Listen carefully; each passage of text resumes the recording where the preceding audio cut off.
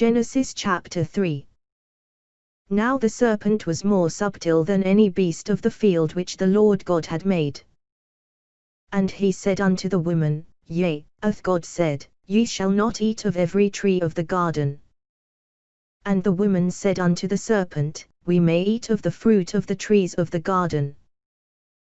But of the fruit of the tree which is in the midst of the garden, God hath said, Ye shall not eat of it, neither shall ye touch it, lest ye die. And the serpent said unto the woman, Ye shall not surely die. For God doth know that in the day ye eat thereof, then your eyes shall be opened, and ye shall be as gods, knowing good and evil.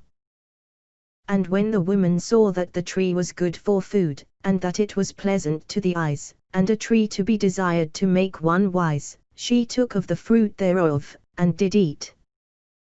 And gave also unto her husband with her, and he did eat. And the eyes of them both were opened, and they knew that they were naked, and they sewed fig leaves together, and made themselves aprons. And they heard the voice of the Lord God walking in the garden in the cool of the day, and Adam and his wife hid themselves from the presence of the Lord God amongst the trees of the garden. And the Lord God called unto Adam, and said unto him, Where art thou? And he said, I heard thy voice in the garden, and I was afraid, because I was naked, and I hid myself. And he said, Who told thee that thou wast naked? Hast thou eaten of the tree, whereof I commanded thee that thou shouldest not eat? And the man said, The woman whom thou gavest to be with me, she gave me of the tree, and I did eat. And the Lord God said unto the woman, What is this that thou hast done? And the woman said, The serpent beguiled me, and I did eat.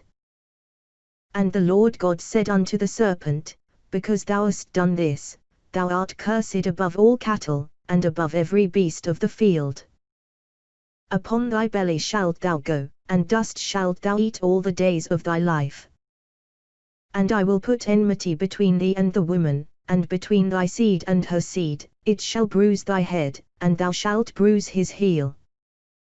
Unto the woman he said, I will greatly multiply thy sorrow and thy conception, in sorrow thou shalt bring forth children, and thy desire shall be to thy husband, and he shall rule over thee. And unto Adam he said, Because thou hast hearkened unto the voice of thy wife, and hast eaten of the tree, of which I commanded thee, saying, Thou shalt not eat of it. Cursed is the ground for thy sake, in sorrow shalt thou eat of it all the days of thy life. Thorns also and thistles shall it bring forth to thee, and thou shalt eat the herb of the field. In the sweat of thy face shalt thou eat bread, till thou return unto the ground, for out of it wast thou taken, for dust thou art, and unto dust shalt thou return. And Adam called his wife's name Eve, because she was the mother of all living. Unto Adam also and to his wife did the Lord God make coats of skins, and clothed them. And the Lord God said, Behold, the man is become as one of us, to know good and evil, and now, lest he put forth his hand, and take also of the tree of life, and eat, and live forever. Therefore the Lord God sent him forth from the Garden of Eden, to till the ground from whence he was taken.